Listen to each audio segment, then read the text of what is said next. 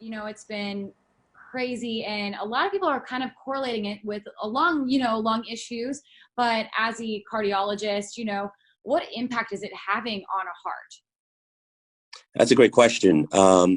We were perplexed initially when we heard data that mainly came from hard-hit areas outside the U.S. initially, like China, where a lot of cardiologists were alarmed at the rates in which the disease had a high fatality rate in patients who had underlying heart and other chronic conditions.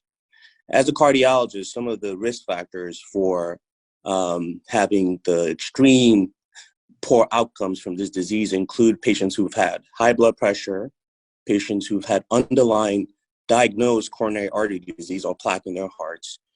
We see that patients who have certain risk factors such as diabetes, obesity, and also patients who've already had weak hearts called cardiomyopathy are at higher risks.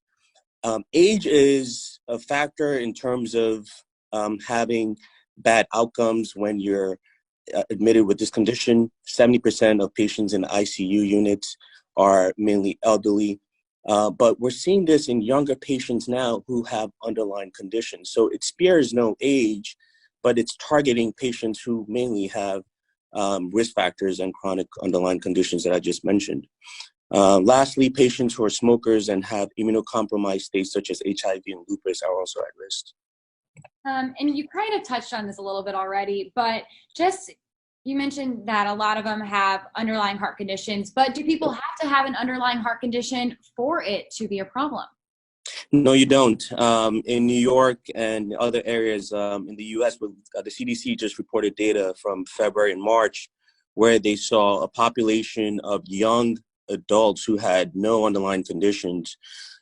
We know 1 in 4 adults will be affected by this disease. We know that majority of these patients will have mild symptoms and some will just have no symptoms at all.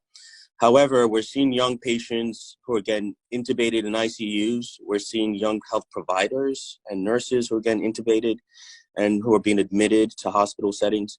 So the question becomes, is it the exposure to the viral load, or did these patients have underlying conditions that were yet to be diagnosed?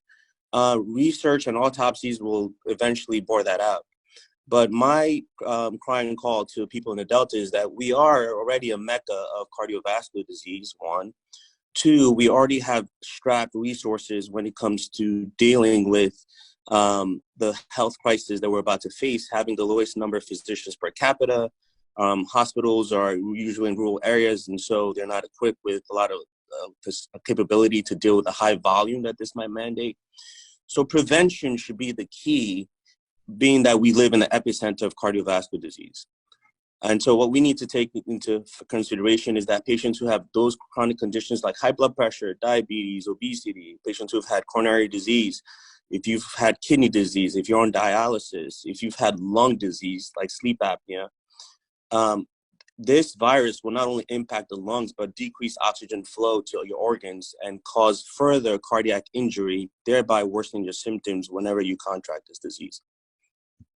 Thank you so much. And also, I know you wanted to touch on the flu and how relevant that still is. I know the coronavirus has kind of, outshined that lately, but the flu is still extremely prevalent and extremely dangerous. Correct. So cardiovascular disease kills about 700,000 people a year. The flu itself, this past couple of years, has been between 30 to 40,000. In 2017, about 60,000 people died from just the flu. So that's why we mandate that every patient with underlying cardiovascular disease have some form of either their pneumovax and their flu shot records updated at all visits, checking with your primary care doctors and your nurse practitioners. And also you need to take heed that washing your hands is something that not taken lightly.